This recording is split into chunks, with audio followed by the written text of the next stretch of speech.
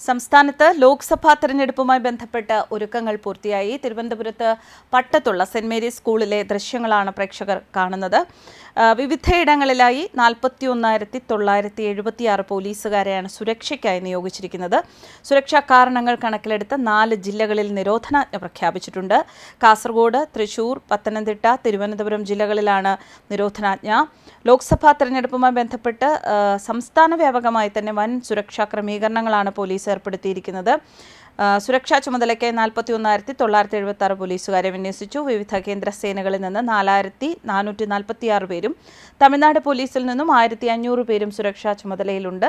സുരക്ഷാ കാരണങ്ങൾ കണക്കിലെടുത്ത് തന്നെയാണ് 4 ജില്ലകളിൽ നിരോധനാജ്ഞ പ്രഖ്യാപിച്ചിരിക്കുന്നത്. ബുധനാഴ്ച വൈകിട്ട് 6 മണി മുതൽ ശനിയാഴ്ച വൈകിട്ട് 6 വരെയാണ് കളക്ടർമാർ നിരോധനാജ്ഞ പ്രഖ്യാപിച്ചിരിക്കുന്നത്. നാളെ രാവിലെ 7 മണിക്ക് ആരംഭിക്കുന്ന തെരഞ്ഞെടുപ്പ് വോട്ടെടുപ്പ് വൈകുന്നേരം 6 മണി വരെയാണ് ഉണ്ടായിരിക്കുക. ഇന്ന് ഇപ്പോൾ നിശബ്ദ പ്രചരണമാണ് നടക്കുന്നത്. എന്തായാലും ഈ ഇലക്ഷൻ എന്ന് പറയുന്നത് ജനങ്ങളൊരു ഉത്സവമായി തന്നെ കാണുന്നു എന്ന് വേണം കാണാൻ. ജനാധിപത്യത്തിൻ്റെ ഉത്സവമാണ് തെരഞ്ഞെടുപ്പ്, ഓരോ തെരഞ്ഞെടുപ്പും എന്നുള്ളത് ഇപ്പോൾ ജനങ്ങളിലേക്ക് കൂടുതൽ ഭംഗിയായി ആ ഒരു ആശയം എത്തിക്കാൻ സർക്കാരിന് സാധിച്ചിട്ടുണ്ട്. നമ്മുടെ രാഷ്ട്രീയ പാർട്ടികൾക്ക്, കാൻഡിഡേറ്റ്സിന് ഒക്കെ സാധിച്ചിട്ടുണ്ട് എന്ന് തന്നെ വേണം മനസ്സിലാക്കാൻ.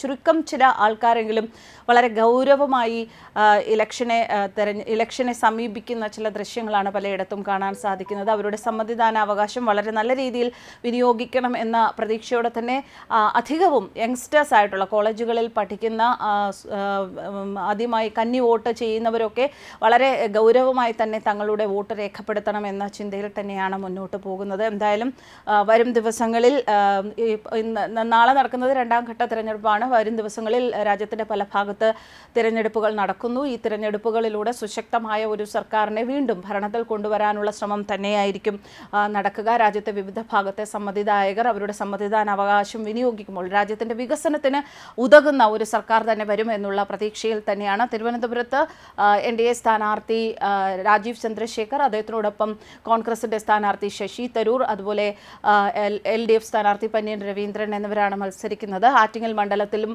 NDA സ്ഥാനാർത്ഥി V മുരളീധരൻ, LDFിൻ്റെ സ്ഥാനാർത്ഥി ജോയി, അതുപോലെ UDF സ്ഥാനാർത്ഥി അടൂർ പ്രകാശ് എന്നിവരാണ് മത്സരിക്കുന്നത്. എല്ലായിടത്തും വളരെ ശക്തമായ ഒരു മത്സരം തന്നെയാണ് നടക്കുന്നത്.